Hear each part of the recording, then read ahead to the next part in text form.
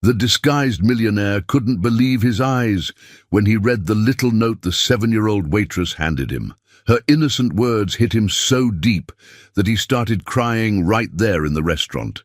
Before we dive into the story, drop a comment below and tell us where you're watching from. Enjoy the story.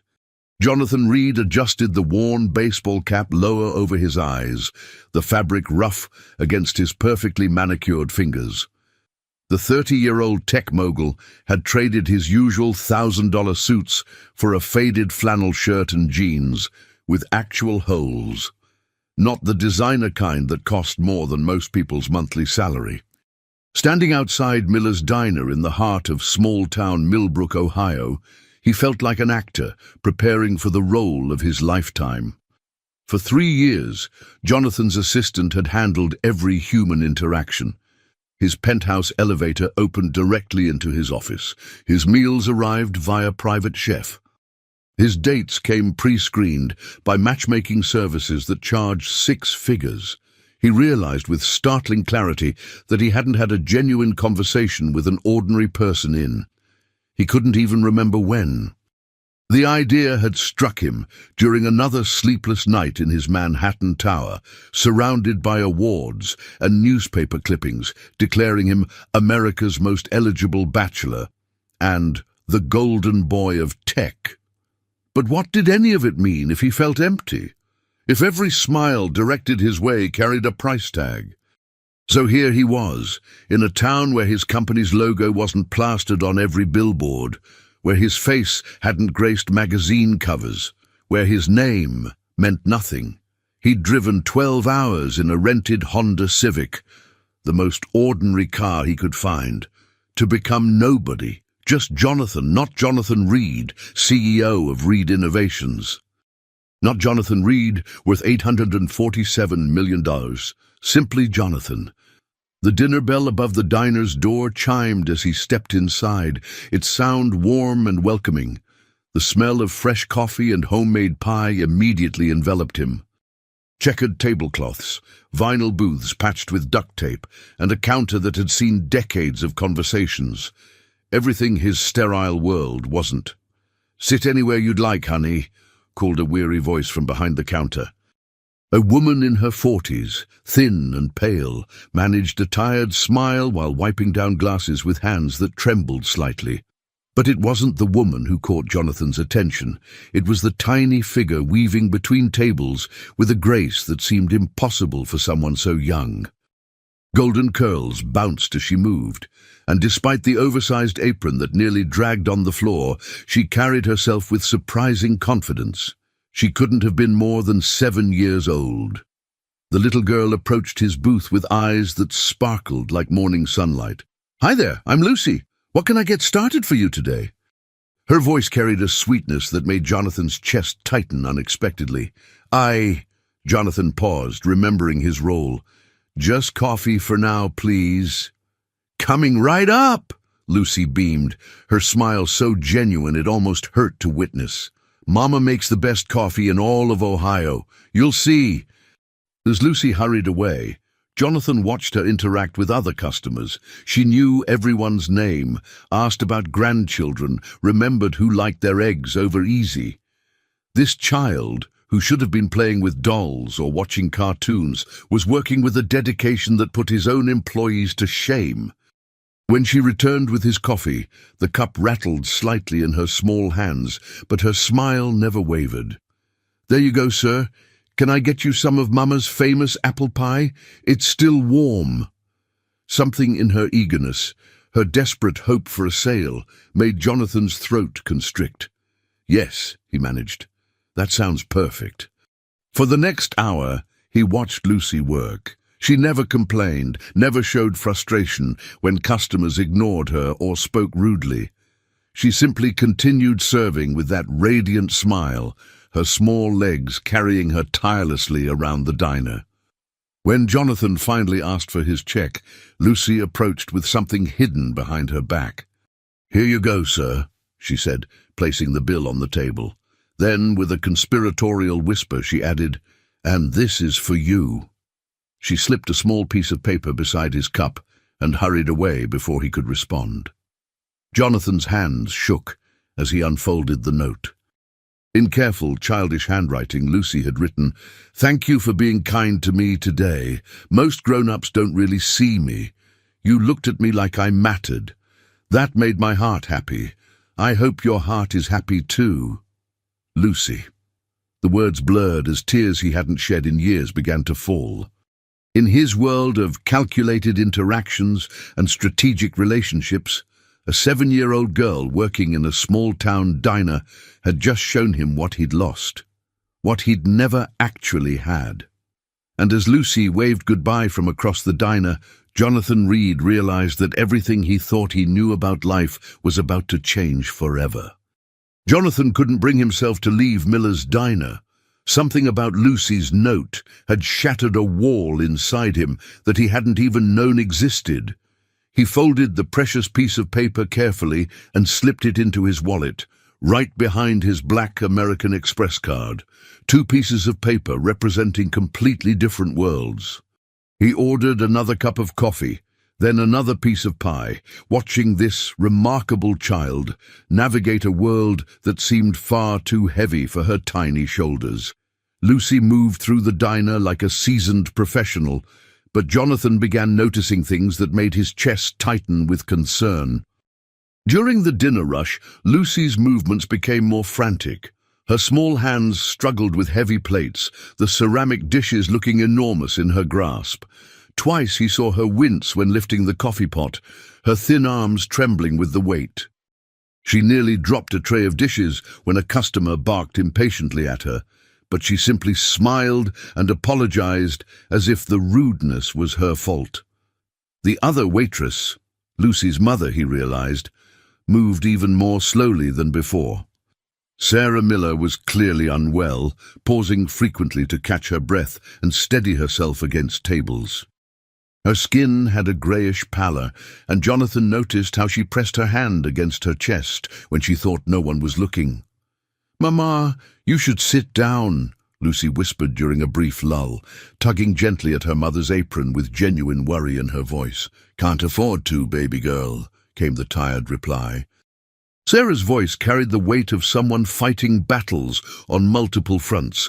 "Bills don't pay themselves, and we're already behind on everything." Jonathan watched as Lucy's face fell slightly before she forced her smile back into place. This child was carrying burdens that would crush most adults, yet she continued serving customers with grace and kindness that seemed to flow from some inexhaustible well of hope. When a businessman in the corner booth snapped his fingers at Lucy and demanded his check sometime today, Jonathan felt his hands clench into fists. Lucy simply hurried over with an apology, never losing her composure even when the man didn't bother to look up from his phone as she spoke. During the evening crowd, Jonathan overheard fragments of conversations that painted a disturbing picture. References to unpaid medical bills, worried whispers about foreclosure notices, and the constant undercurrent of financial desperation that seemed to permeate every aspect of the Miller family's life. When the evening crowd finally thinned, Jonathan approached the counter where Lucy was counting the day's tips with the seriousness of a bank manager. Her small fingers carefully organized the crumpled bills and scattered coins, mostly 1s and 5s, with a few quarters mixed in. The total couldn't have been more than $30. "Lucy," he said softly, not wanting to startle her, "can I ask you something?" She looked up with those bright eyes, and Jonathan noticed the dark circles underneath them, evidence of sleepless nights and adult worries. "Sure.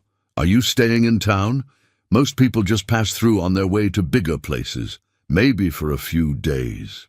I was wondering, do you like working here?" Lucy's smile faltered for just a moment, revealing a flash of exhaustion and sadness before returning full force. "Oh yes. Mama and Daddy need my help. Daddy's real sick and Mama gets tired easy now, the doctor says." She paused, as if remembering she shouldn't share adult worries with strangers. "Anyway, I'm good at helping. Mama says I'm her little angel." "I'm sure you are," Jonathan said, his voice thick with emotion. You're probably the best helper I've ever seen." Lucy beamed at the praise, but Jonathan noticed how she unconsciously rubbed her small feet and how her shoulders sagged when she thought no one was looking. Her small hands showed tiny cuts from handling dishes, and there was a maturity in her eyes that spoke of experiences no 7-year-old should have. As he walked back to his motel that night, Lucy's note burned in his pocket like a secret flame. The neon sign flickered over the parking lot of the Millbrook Motor Inn, and Jonathan realized that, for the first time in years, he had a purpose that had nothing to do with profit margins, market dominance, or board meetings. Sitting in his sparse motel room, surrounded by the simple furnishings that represented everything his penthouse wasn't, Jonathan Reed stared at his reflection in the darkened window. Tomorrow, he would begin figuring out how to help Lucy and her family, but he had no idea how complicated helping a 7-year-old girl could become. Jonathan stared at his laptop screen in the cramped motel room, Lucy's note spread beside the keyboard like a sacred document. The contrast was stark, his top-of-the-line MacBook Pro displaying complicated financial spreadsheets next to a piece of paper that contained more genuine emotion than every business contract he'd ever signed. His first instinct had been simple: write a check, problem solved. In his world, money fixed everything: hostile takeovers, patent disputes, regulatory challenges, all obstacles that fell before the power of his financial resources. But how could someone dressed in thrift store clothes and driving a rented Honda Civic explain a sudden windfall without raising suspicions? He'd spent hours researching the Miller family online, using resources that would have impressed corporate intelligence agencies. David Miller, 34, former factory supervisor at Millbrook Manufacturing. Diagnosed with early-onset Parkinson's disease 2 years ago, just 6 months before the plant closure that devastated the local economy. Sarah Miller, 32, former elementary school teacher turned part-time seamstress when her own mysterious illness, something the doctors couldn't definitively diagnose, began affecting her mobility and energy. The medical bills were staggering. Jonathan had seen corporate legal fees that were smaller than what the Miller family owed to various specialists, hospitals, and pharmacies. Even with their modest insurance, the co-pays and uncovered treatments had created a mountain of debt that grew larger every month. The local newspaper's website painted an even grimmer picture of Millbrook itself. The main factory had employed over 800 people before closing. Unemployment had tripled. Small businesses were failing at an alarming rate, leaving empty storefronts throughout the downtown area. Miller's Diner was one of the few remaining family-owned establishments, probably representing the family's last hope of staying afloat financially. Jonathan had built a business empire by solving complex problems, but this felt impossible. Every solution led to more complications. Anonymous donations would be investigated by local authorities suspicious of money laundering. Mysterious benefactors didn't exist in small towns without everyone knowing their business within hours. And if his true identity was discovered, everything would change. Lucy would never look at him the same way again. Her genuine affection would be replaced by the calculated responses he was used to receiving. He called his assistant on his encrypted phone. "Marcus, I need you to research charitable foundations that help families with medical expenses, specifically in Ohio, and I need it done quietly." "Sir, is everything all right? You've been gone 3 days without any scheduled meetings. The board is asking questions about your whereabouts." "Tell the board I'm conducting field research on market conditions in rural America. It's not entirely untrue." Jonathan looked at Lucy's note again.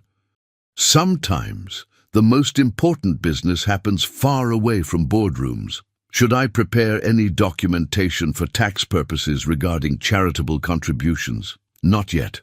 I'm still analyzing the situation."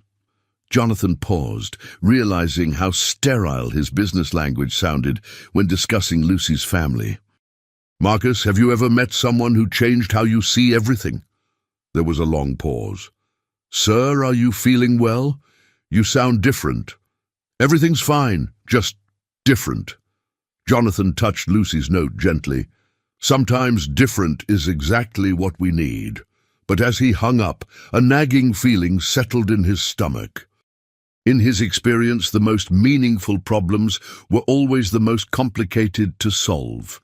The deals that mattered most were the ones where emotions got involved, and emotions made everything unpredictable. The next morning, he returned to the diner with a plan that felt fragile and dangerous. He had identified 3 potential approaches: anonymous donation through a regional foundation, creating a fake contest that the family could win, or somehow manufacturing a situation where he could reveal himself gradually and naturally.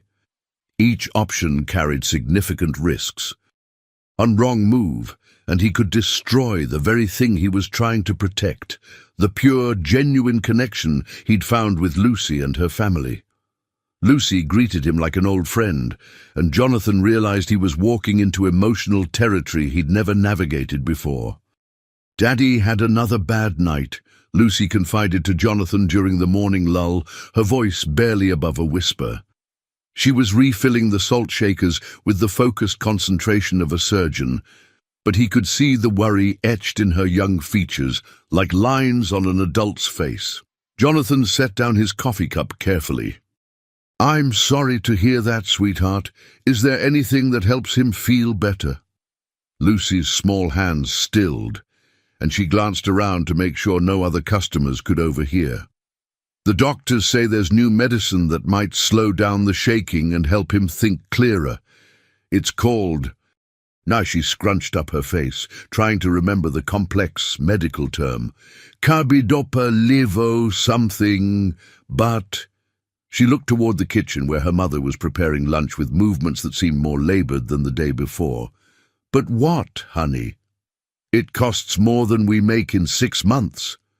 Mama did the math on her calculator 3 times, and she cried each time.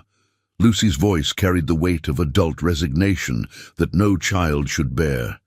"She doesn't know I saw her crying, but I did." Jonathan felt his chest constrict painfully.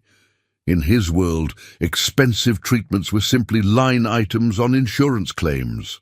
"What about insurance? Doesn't it cover any of it?" Lucy shook her head, golden curls bouncing sadly.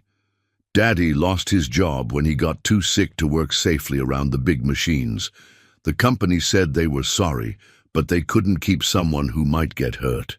When he lost his job, we lost the good insurance too." She continued organizing salt shakers with mechanical precision.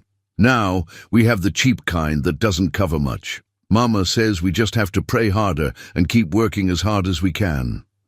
Before Jonathan could respond, the diner's bell chimed, and a man in an expensive charcoal suit entered. Unlike the usual customers in work clothes, flannel shirts, and casual wear, this newcomer surveyed the restaurant with the calculating eyes of someone conducting business. His leather briefcase and perfectly polished shoes marked him as an outsider in this humble establishment. "Mrs. Miller?"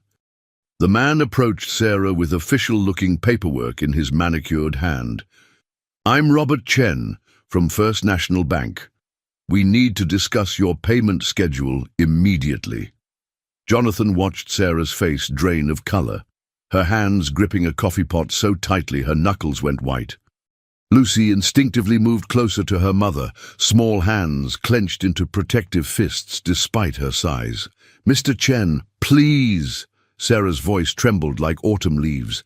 "Just give us 2 more weeks. The weekend crowd has been better than expected, and we're planning a special Valentine's Day menu that should bring in extra income. I have the numbers right here." "Mrs. Miller, you've requested extensions 4 times in the past 6 months. The bank has been more than patient, considering your circumstances." Chen's voice wasn't particularly unkind, but it carried the finality of someone who had delivered similar news many times before.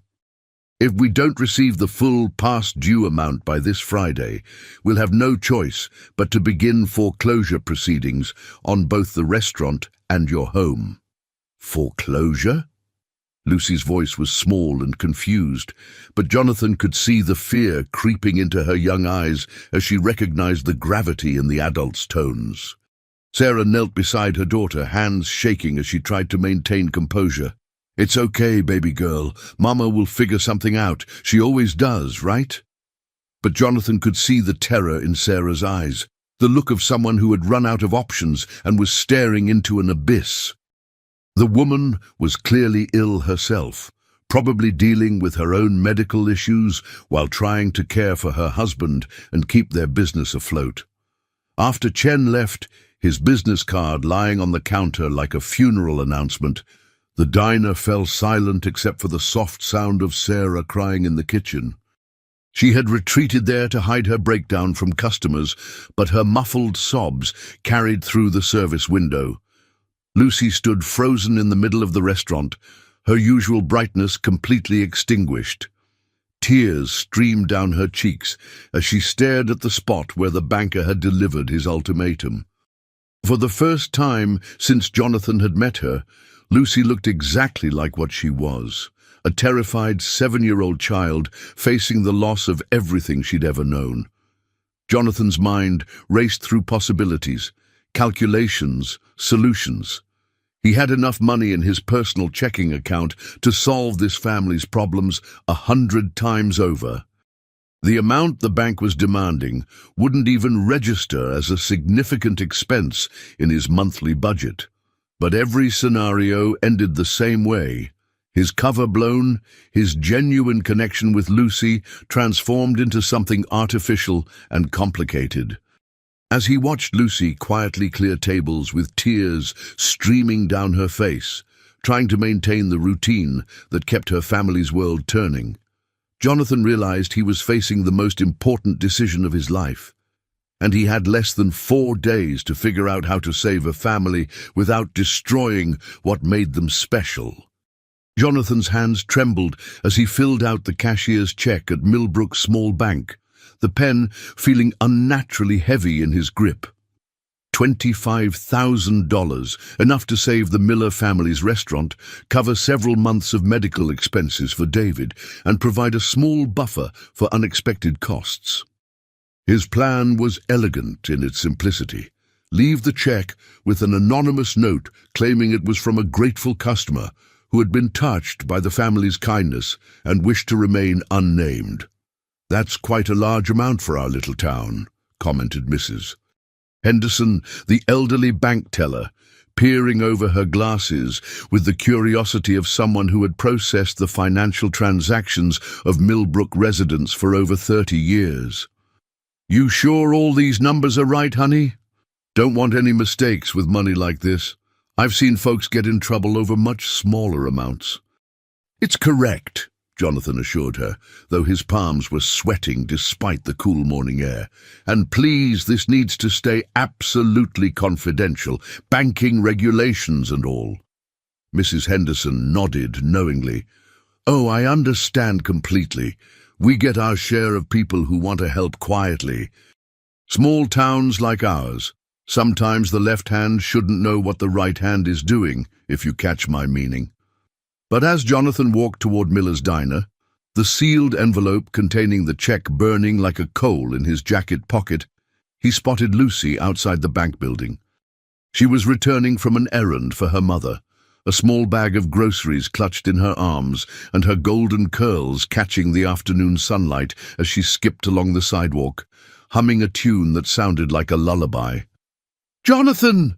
she called out, her face lighting up with the pure joy that only children can express. "What are you doing at the bank? Are you opening an account here? Mama says Mr. Henderson's grandson runs it now, and he's much nicer than the old president who used to work there." Panic flashed through Jonathan like lightning. His carefully rehearsed explanation crumbled before he could even attempt it. "Just handling some routine business."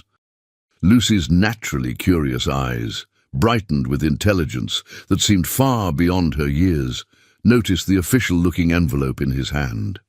Her expression shifted from casual interest to something more focused. Is that for Mama? Did you talk to Mr. Chen about the bank stuff?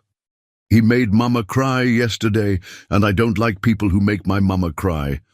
Lucy, Jonathan's carefully planned story disintegrated under her innocent but penetrating gaze. This child who had shown him such pure trust deserved honesty, but the truth would fundamentally change everything between them. The genuine friendship they had developed would be forever altered by the revelation of his wealth. Are you rich? The question came out of nowhere, catching Jonathan completely off guard and nearly causing him to drop the envelope. What? Why would you ask something like that? Lucy stepped closer, studying his face with the uncanny perception that only children possess when they sense something important. Lots of little things. Your hands are too soft for someone who does hard work like Daddy used to. Your teeth are too straight and white. Mama says good dental work costs more than our car. And yesterday, you left a $50 tip for a $10 meal and didn't even seem to notice. She paused, her small brow furrowed in deep thought. Plus, Mama told me that sometimes rich people pretend to be regular folks to see how we treat them. She said it happened to her cousin once in Louisville. Jonathan felt the world tilt beneath his feet like a ship in rough seas. This 7-year-old had seen through his carefully constructed disguise when trained business executives, investigative reporters, and corporate rivals never had. Her childlike directness had cut through layers of deception that had cost him thousands of dollars to create. Lucy, let me explain. Are you here to help us? Her voice was small and vulnerable, but filled with a desperate hope that broke his heart into pieces. Because if you are, I need to tell you that we're in really, really big trouble. Bigger than Mama knows, I understand. Jonathan knelt to her level on the sidewalk, the envelope heavy in his hands, like it contained more than money, like it held the power to change everything. Everything he'd planned, every careful strategy, every contingency he'd considered, dissolved in the face of Lucy's direct question, and the trust shining in her young eyes. Yes, he whispered, his voice thick with emotion. I want to help you more than I've ever wanted anything in my entire life. Lucy's eyes filled with tears, but she was smiling. Not her usual bright expression, but something deeper and more grateful. I knew it. I prayed every single night that someone would come to help us. I asked God to send someone who would care about Mama and Daddy and make the scary men stop coming to our house with papers. She threw her small arms around his neck with desperate relief. But I never thought it would be someone who would be my friend first. As Jonathan held this brave little girl on a sidewalk in small-town Ohio, breathing in the scent of her strawberry shampoo and feeling her small heart beating against his chest, he realized his careful plan had just exploded spectacularly. Lucy knew his secret, which meant everything would change. The dynamic with her family, the complexity of providing help, the inevitable complications that would follow. But looking into her trusting eyes as she pulled back to smile at him, he wondered if maybe that wasn't such a terrible thing after all. How long have you really known? Jonathan asked as he and Lucy sat on the diner's front steps, sharing a piece of her mother's famous apple pie from a single plate. The cashier's check remained sealed in his pocket, but somehow it felt less important now than the conversation unfolding between them. Since yesterday, I think, but I wasn't completely sure until you got all nervous at the bank, Lucy admitted, swinging her small legs from the step. You got the same look Mama gets when she's trying to hide something important from me. Like when she pretends the electric bill isn't scary, or when she says Daddy's medicine isn't that expensive. Jonathan took a deep breath, tasting the cinnamon and apples while gathering courage for complete honesty. Yes, I'm very, very rich, Lucy. More money than your family could spend in several lifetimes. Like movie star rich or like own your own airplane rich? Despite everything, Jonathan laughed, a genuine sound that surprised him. Both. I own 3 airplanes, actually. Lucy considered this information with the seriousness of a judge reviewing evidence. Then why are you dressed like Mr. Peterson, who owns the hardware store? His clothes look just like yours, but he drives that old truck with the squeaky brakes. Because I wanted to know what it felt like to be treated like a regular person instead of a walking dollar sign. In my real life, people are only nice to me because they want something. My money, my influence, my connections. I haven't had a genuine conversation in years. That sounds really, really lonely, Lucy said with the matter-of-fact compassion that only children can deliver without seeming condescending. It is. Lonelier than you could imagine. Jonathan's voice caught as he realized he was sharing feelings he'd never admitted even to himself. Until I walked into your family's diner and met a 7-year-old girl who saw me as just another customer who needed coffee and kindness. Lucy smiled, that same radiant expression that had first captured his heart, but now it carried deeper understanding. You know what I think? I think you're exactly the same, Jonathan, whether you have money or not. You listen to me when other grown-ups ignore kids. You asked about Daddy and didn't change the subject when I talked about scary stuff. You looked at me like I was important. She paused, fork halfway to her mouth. Money didn't make you do that. Your heart did. Jonathan stared at this extraordinary child, wondering how someone so young could possess such profound wisdom about human nature. Lucy, I brought something that could solve your family's immediate problems, he said carefully, pulling out the envelope. But if I help you the way I want to, everything will change. People will treat you differently when they find out you know someone with money. They might not trust your kindness anymore because they'll think it's connected to wealth. Some people will become your friend just to get close to me. Lucy was quiet for a long moment, processing this adult complexity with the focused concentration she usually reserved for her diner duties. Will you still be my real friend if you help us? Not pretend friend or business friend, but the kind who remembers my birthday and asks about my dreams. Always, Jonathan promised without hesitation, and meant it more than any business contract he'd ever signed. Then I don't care what other people think or do. Mama always says that real friends are the ones who stick around when things get scary and hard. She paused, then added with startling insight that made Jonathan's breath catch, maybe this is your chance to find out who your real friends are too. As Lucy spoke, Jonathan realized this 7-year-old had just solved a puzzle he'd been struggling with for years. His fear wasn't really about helping her family. It was about discovering whether anyone in his carefully constructed adult life truly cared about him beyond his bank account and business connections.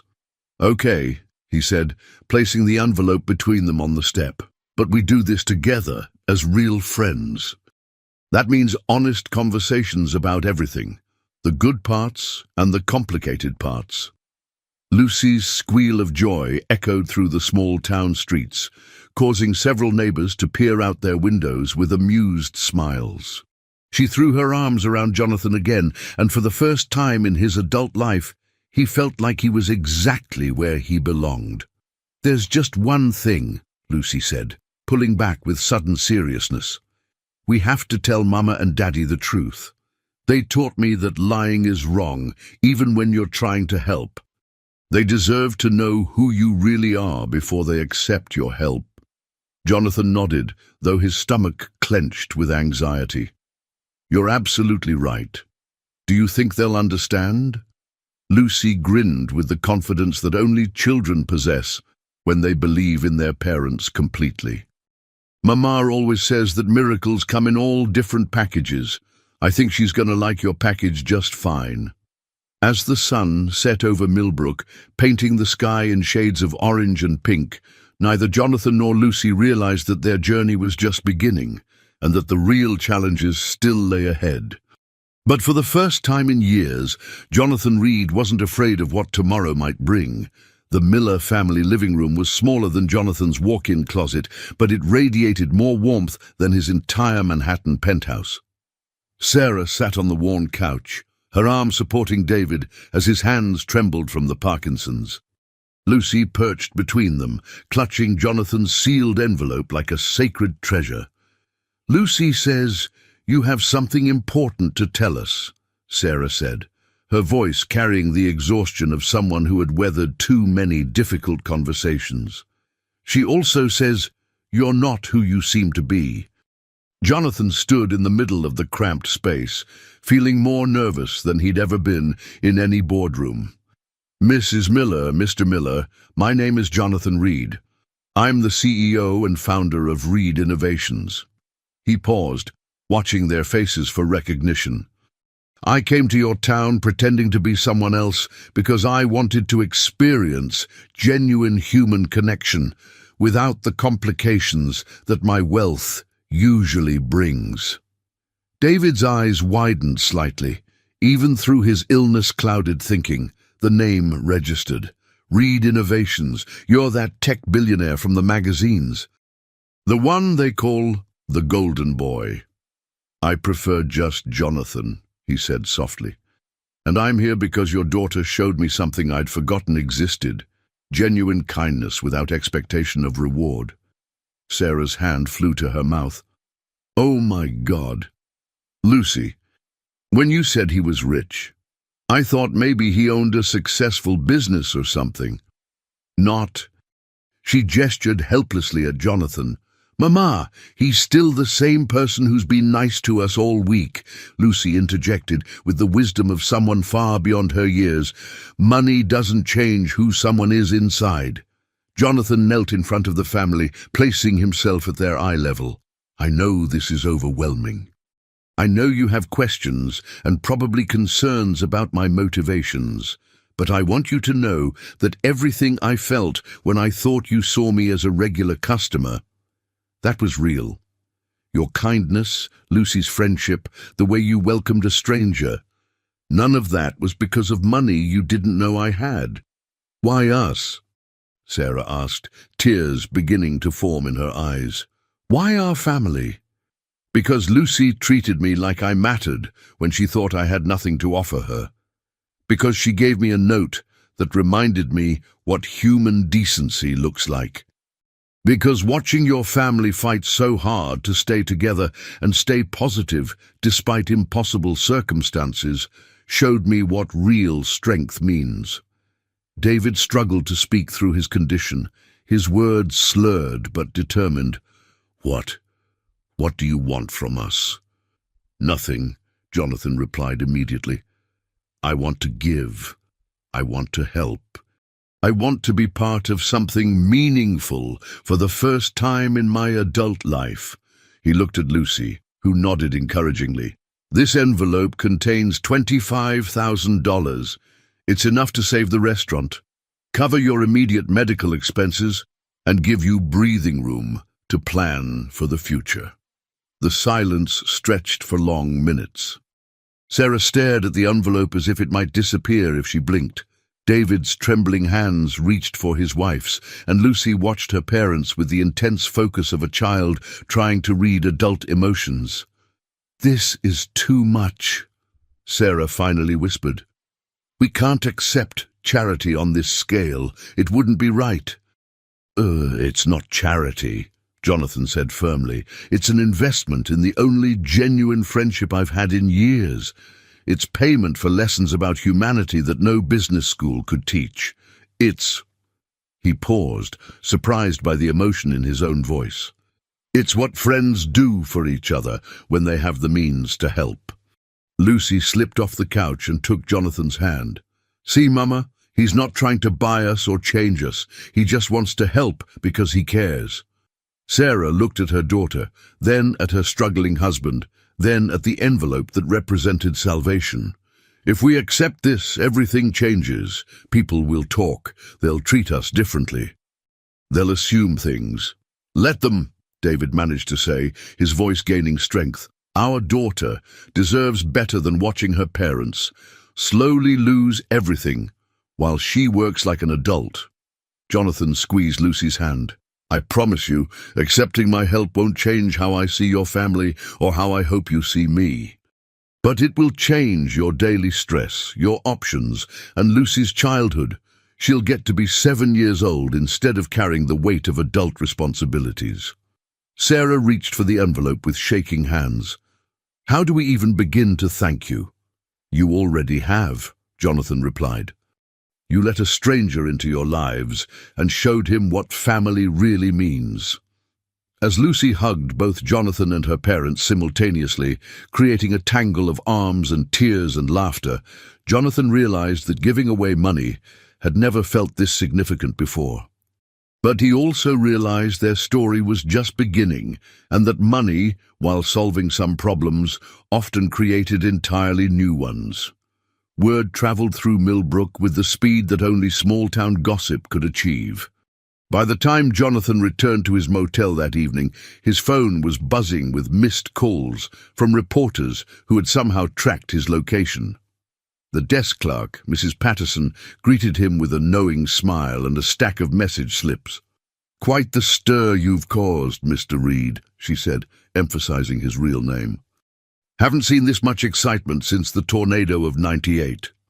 The local news van parked outside Miller's diner the next morning was just the beginning.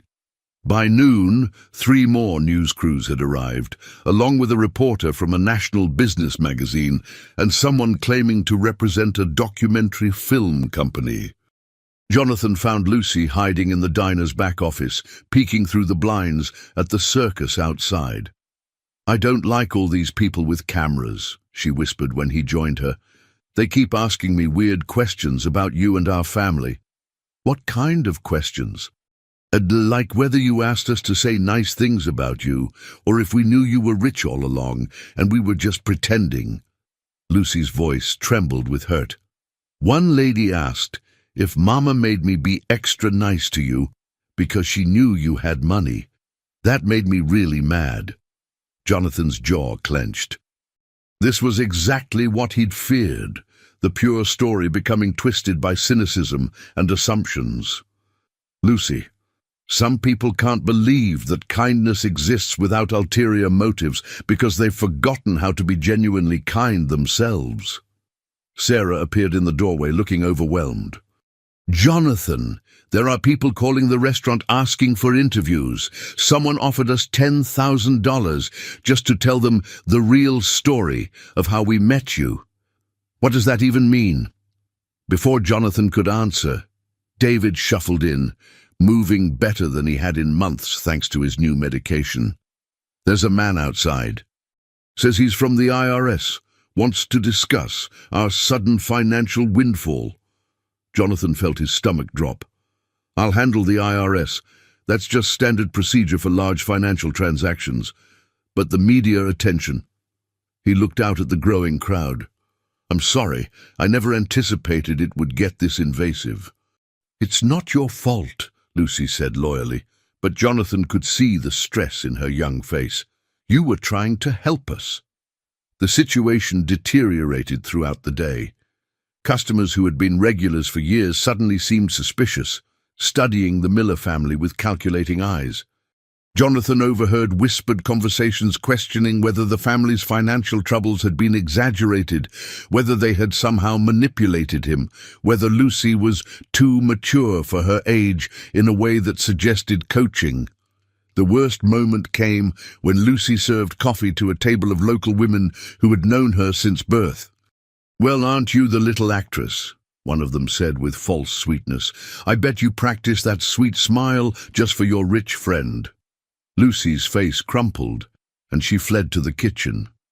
Jonathan found her sobbing behind the industrial dishwasher, her small shoulders shaking with a pain that no child should experience. "They think I lied," she cried into his shirt. "They think I was pretending to like you just to get money, but I didn't even know you had money when I wrote you that note." Jonathan held her close, rage building in his chest at the adults who would wound a child with their cynicism. "Lucy, listen to me. The people who matter know the truth. Your parents know, I know, and most importantly, you know who you really are. But what if people always think I'm fake now? What if nobody believes I can be nice just because I want to be nice? It was a question that cut to the heart of Jonathan's own fears about wealth and authentic relationships. Then we prove them wrong by continuing to be exactly who we've always been. The right people will see through the noise. But as Jonathan looked out at the media circus surrounding the diner, he wondered if he had inadvertently destroyed the very thing he'd tried to protect. Lucy's innocence was being dissected by strangers who wouldn't recognize genuine kindness if it served them coffee with a smile. That evening, as he sat alone in his motel room fielding calls from his corporate team about damage control, Jonathan realized that his act of generosity had created consequences he'd never considered. Money had solved the Miller family's immediate problems, but it had also painted a target on their backs. And Lucy, the pure-hearted child who had changed his life, was now paying the price for his wealth in ways that no 7-year-old should have to endure. The question was, how could he protect her from the monster his help had unleashed? 3 days into the media frenzy, Jonathan discovered that someone had leaked private details about his stay in Millbrook to a tabloid journalist. The morning newspaper featured a front-page story titled "Billionaire's Secret Small-Town Romance," with a photograph of him and Lucy sharing pie on the diner's front steps. The headline made his blood run cold, but the implications were far worse. "Romance?" Sarah Miller's voice shook with anger and fear when Jonathan arrived at the diner that morning. "They're implying something sick and wrong about your friendship with my daughter. How dare they?" Jonathan stared at the newspaper, his hands trembling with rage. The article suggested his interest in the Miller family was somehow inappropriate, painting his generosity as potentially predatory behavior. The journalist had interviewed unnamed sources who questioned his motives for befriending a child and spending extended time in a small town where he had no business interests. "We need to respond to this," he said, pulling out his phone to call his legal team. "No." The voice was Lucy's, small but determined. She stood in the diner's entrance, still wearing her school backpack. "That's what they want. They want us to act scared and guilty like we did something wrong." "Lucy, sweetheart, this is different," Sarah began, but Lucy shook her head. "Mrs. Henderson from the bank called Mama this morning. She said 3 different reporters offered her money to say bad things about you, Jonathan. When she wouldn't, they offered her money to say bad things about our family instead." Lucy's young voice carried an anger that didn't belong in a 7-year-old. "They don't care about the truth. They just want a story that sells newspapers." Jonathan knelt to Lucy's level. "This isn't fair to you or your family. Maybe I should leave town until this dies down." "If you leave, they win," Lucy said fiercely. "They get to say you ran away because you were guilty of something, and Mama and Daddy and I have to live with people thinking we're liars or worse." Before anyone could respond, the diner door opened and Robert Chen from the bank entered, his expression grim. But instead of the foreclosure paperwork Jonathan had expected, Chen carried a different folder.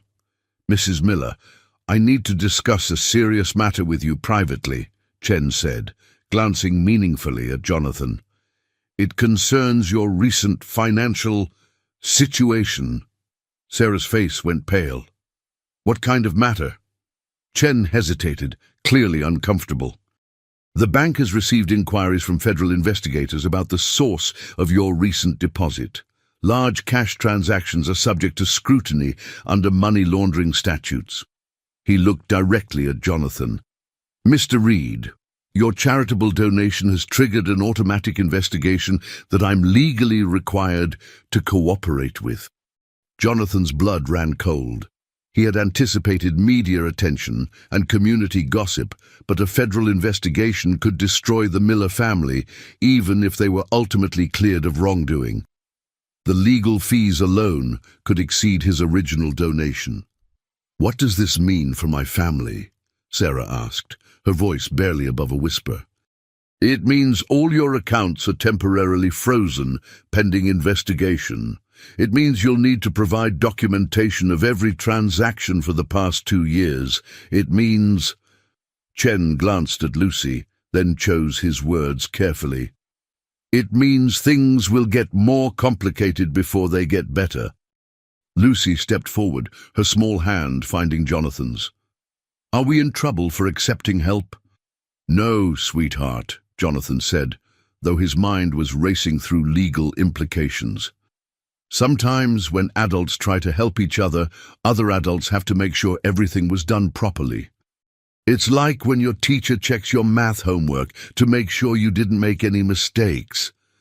But even as he spoke reassuringly to Lucy, Jonathan knew this was far more serious than homework. Federal investigators didn't care about heartwarming stories or genuine friendships.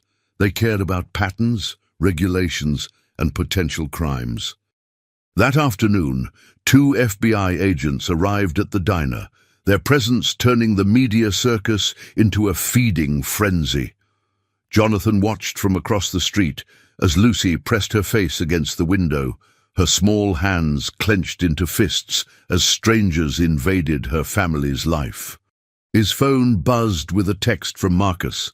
Board meeting called for tomorrow. Major investors spooked by negative publicity. Stock down 8%.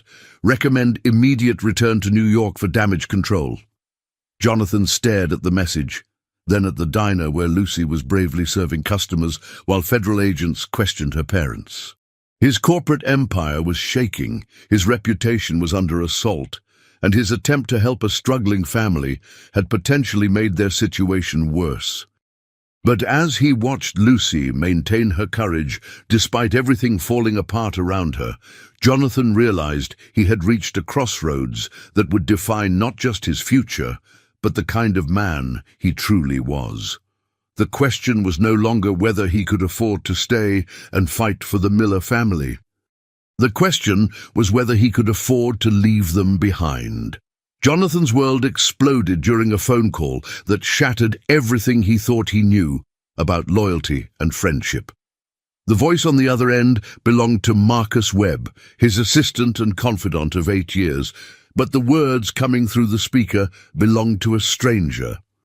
I'm sorry you had to find out this way, Jonathan, but the board voted unanimously. Effective immediately, you're being removed as CEO pending investigation into your judgment and mental stability. Marcus's voice carried no emotion, no regret.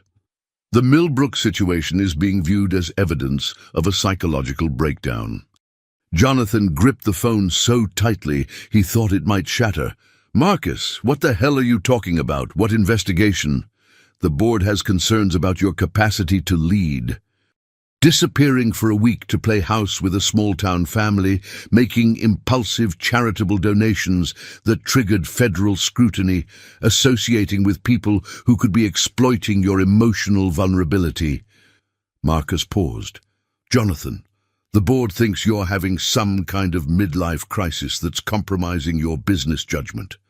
You told them about Lucy's family?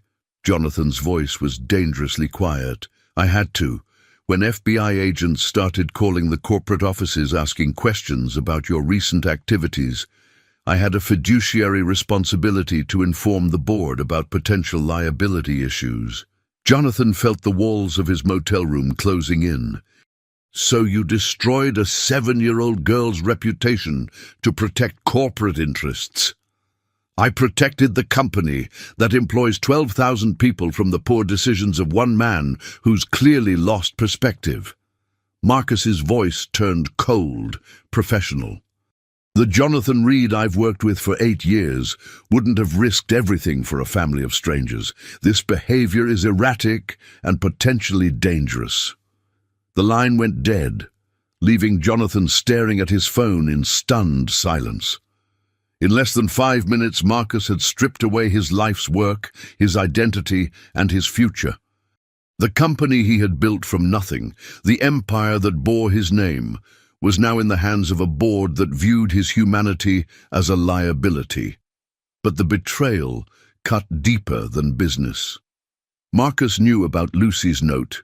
knew about the genuine connection Jonathan had found with the Miller family. Marcus had seen him laugh for the first time in years, had witnessed the transformation that genuine friendship had brought to his life.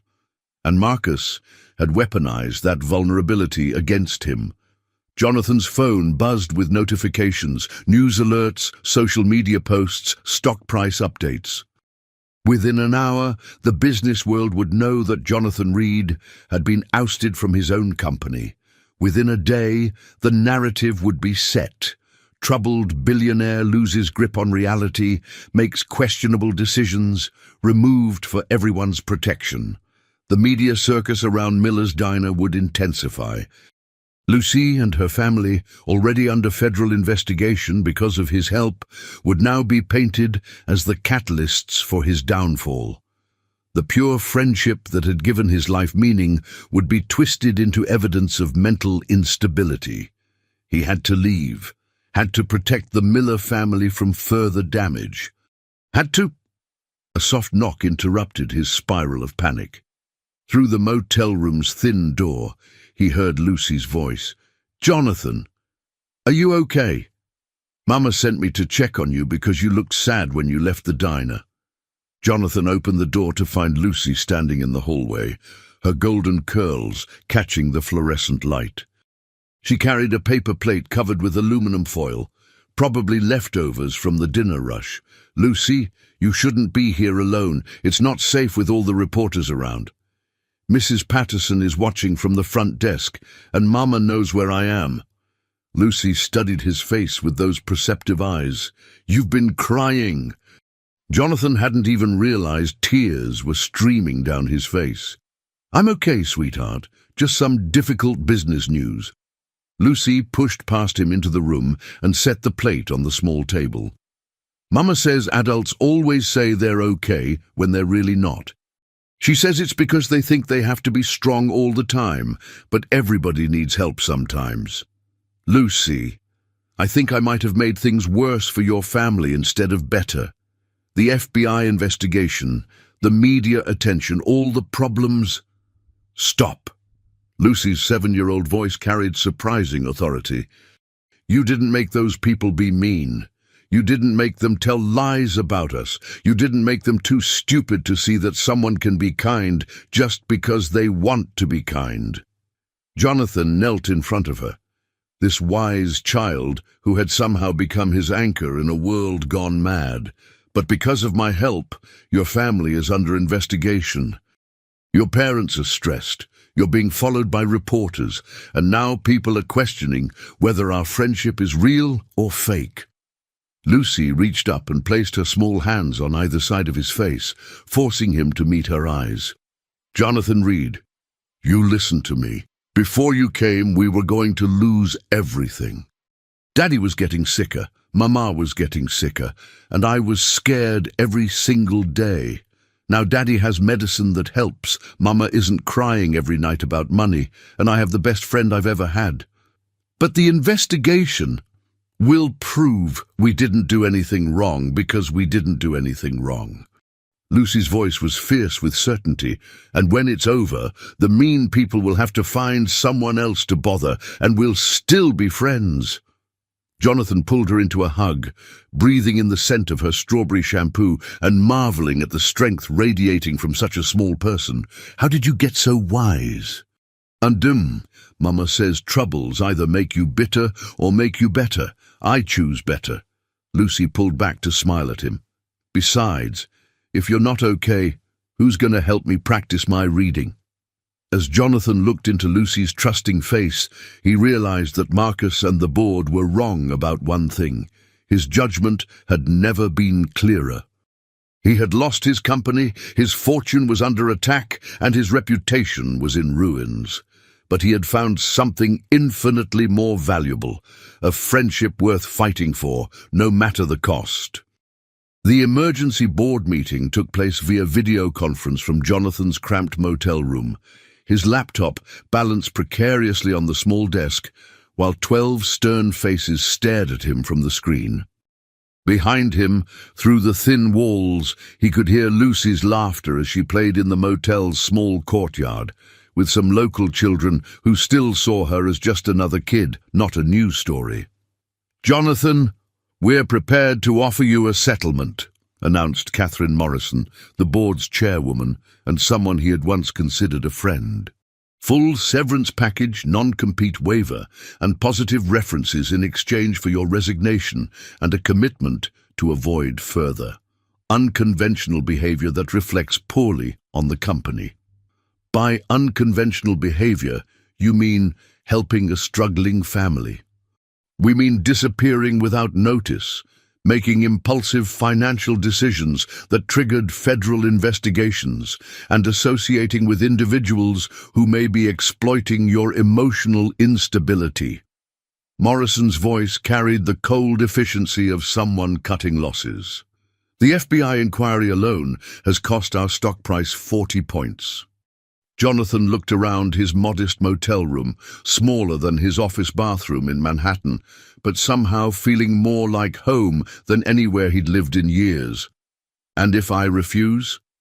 Then we'll pursue legal action for breach of fiduciary duty, emotional distress inflicted on shareholders, and any other damages our attorneys can substantiate.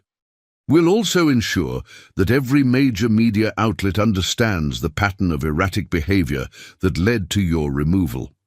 The threat was clear: accept exile quietly, or they would wage war not just against him, but against the Miller family's reputation. Lucy would be painted as a manipulative child, her parents as opportunistic con artists, and their genuine friendship as an elaborate scam. "I need time to consider your offer," Jonathan said. "You have until tomorrow morning. After that, our settlement offer expires." Morrison's face disappeared from the screen, followed by the other board members, leaving Jonathan alone with the blue glow of his laptop and the weight of an impossible choice. His phone rang immediately. "Marcus. I hope you'll be reasonable about this, Jonathan. Take the settlement, disappear quietly, let everyone move on with their lives." There was no warmth in Marcus's voice, no acknowledgement of their 8-year partnership. Continuing this charade helps no one.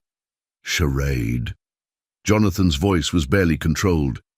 "Marcus, you've known me for 8 years.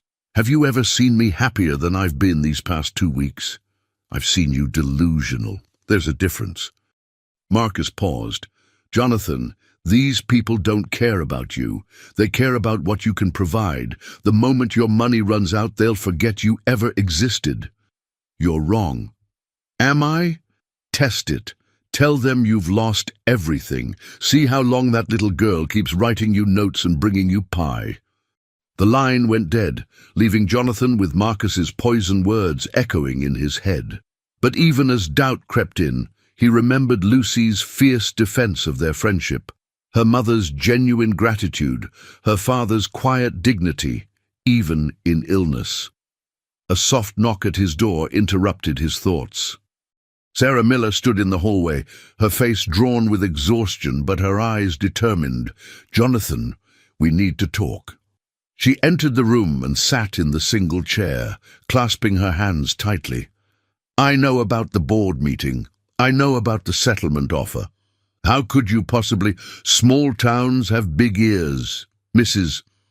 Patterson heard everything through these paper-thin walls. Sarah's voice was steady, but Jonathan could see the cost of her composure. "I'm here to release you from any obligation you feel toward our family." Jonathan felt his heart sink. "Sarah, let me finish." She held up a hand. "The FBI cleared us this afternoon. Turns out their investigation was routine and everything was perfectly legal, but the damage is done. Your company is using us as evidence of your instability. The media is painting my daughter as either a victim or a manipulator." Sarah's voice cracked slightly. "I won't let Lucy pay the price for adult games." "What are you saying?" "Take their settlement. Go back to your old life. Let us go back to ours." Sarah's words came out in a rush, as if she had to say them quickly before losing courage. "We'll always be grateful for what you did, but we can't be the reason you lose everything you worked for. Sarah, that company, that life, none of it mattered until I met your family. But it's your life, Jonathan. These few weeks in Millbrook, they've been wonderful, but they're not reality. Reality is board meetings and corporate responsibility and a world that needs your leadership. Sarah stood to leave. Lucy doesn't understand the adult complications. She thinks friendship conquers everything, but we know better. After Sarah left, Jonathan sat alone in his motel room as the sun set over Millbrook. Through his window, he could see the miller's diner, its warm lights glowing against the gathering darkness.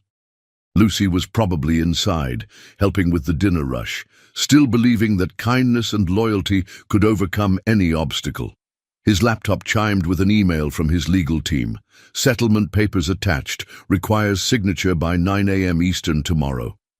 Jonathan opened the documents and read through pages of legal language that would restore his fortune, protect his reputation, and send him back to a life of boardrooms and calculated relationships. All it would cost him was the most genuine friendship he'd ever known.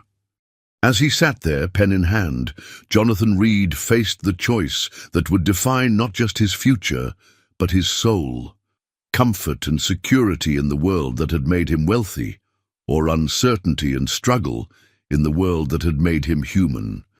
Outside, Lucy's laughter echoed through the small-town streets, and Jonathan realized that some decisions couldn't be measured in dollars and cents. They could only be measured in what a man was willing to sacrifice for love.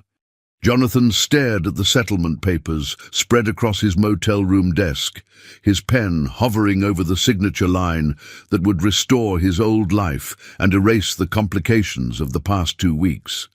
The documents promised financial security, corporate power, and a return to the carefully controlled world he had known before meeting Lucy Miller. But as he lifted the pen to sign, a small piece of paper fluttered to the floor. Lucy's original note, still tucked between the legal documents where he'd placed it for strength. He bent to retrieve it, reading her childish handwriting once more. "Thank you for being kind to me today.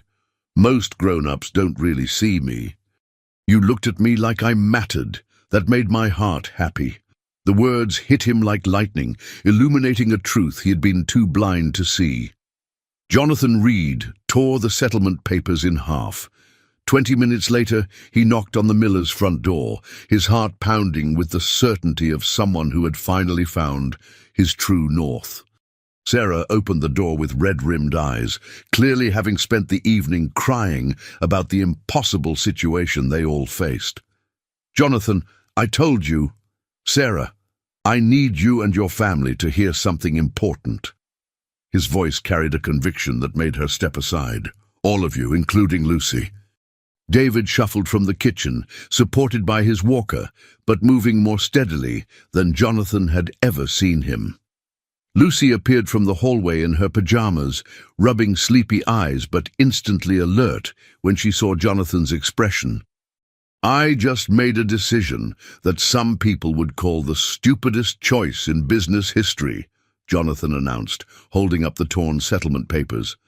"I refused my company's offer to buy my silence and restore my fortune." "Jonathan, no," Sarah breathed. "You can't throw your life away for us." "I'm not throwing it away. I'm choosing what kind of life I actually want to live." Jonathan knelt in front of Lucy, taking her small hands in his. "Lucy, do you remember what you wrote in your note about how I looked at you like you mattered?" Lucy nodded solemnly. "Well, you and your parents looked at me like I mattered too. Not my money, not my success, just me. And that's worth more than any company or bank account." Jonathan's voice grew stronger with each word. "I'd rather be poor with friends who love me than rich with people who only care about what I can give them." "But what will you do?" David asked, his words clearer than usual. "How will you live?" Jonathan smiled, feeling lighter than he had in years. "I'm going to start over. Maybe open a small business here in Millbrook. Maybe learn what it's like to build something meaningful instead of just profitable." He looked around at the modest living room that had become more precious to him than any boardroom. "And I am going to be the friend to Lucy that she's been to me." Lucy launched herself into his arms with a squeal of joy that echoed through the small house. "You're staying? Really staying?" "Really staying, if you'll have me." But the next morning brought a shock that no one had anticipated. Jonathan's phone rang at dawn with a call from an unexpected source, Mrs. Henderson from the bank. "Mr. Reed, you need to get down here right away. Something extraordinary is happening." At the bank, Jonathan found a line of people stretching around the block. Business owners, farmers, teachers, retirees, the entire population of Millbrook seemed to be gathered outside the modest building. Mrs. Henderson met him at the door, her elderly face beaming with excitement. "Word got out about what you chose to give up for the Miller family," she said, ushering him inside.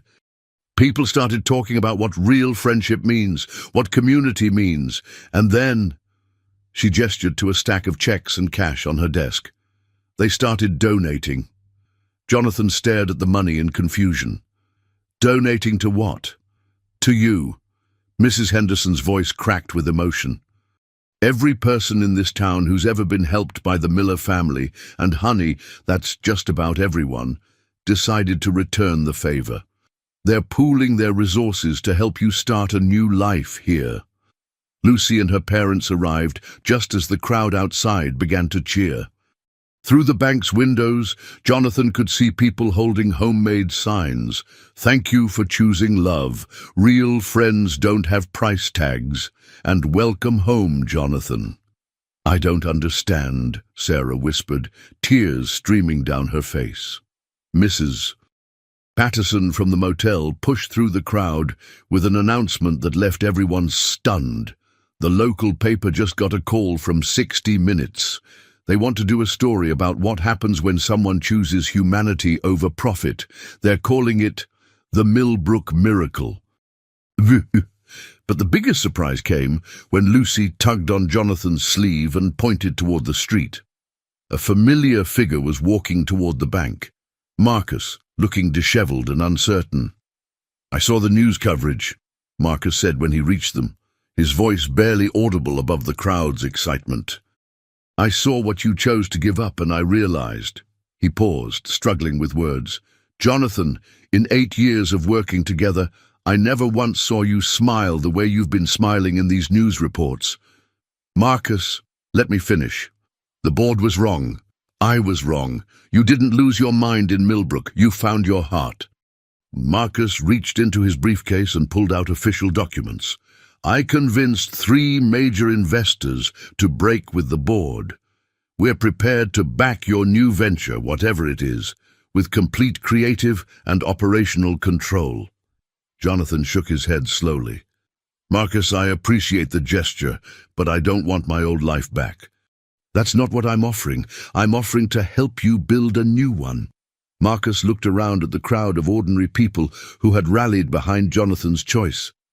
"Whatever you want to create here, in this place that taught you what really matters, we want to be part of it." As Jonathan stood in the middle of Millbrook's main street, surrounded by people who had chosen to see the best in him, holding Lucy's hand while her parents beamed with pride, he realized that his greatest fear had been backwards all along. He had worried that people only loved him for his money. But the truth was more beautiful. When he chose love over money, real love found him. 6 months later, Jonathan Reed, now co-owner of Miller's Diner and founder of the Millbrook Community Development Fund, stood watching Lucy serve coffee to customers with the same radiant smile that had changed his life. The diner was busier than ever, filled with visitors who had heard the story and wanted to experience the place where a billionaire had chosen friendship over fortune. But every morning before the crowd arrived, Jonathan and Lucy still shared a piece of apple pie on the front steps and talked about dreams, kindness, and the magical truth that the best treasures in life can't be bought. They can only be given freely, received gratefully, and cherished forever. Lucy's note still sat in Jonathan's wallet, but now it was accompanied by dozens of others from people whose lives had been touched by their story. Each one reminded him of the same beautiful truth. When you look at someone like they matter, they look back at you the same way. And that, Jonathan Reed had learned, was the only wealth that truly mattered.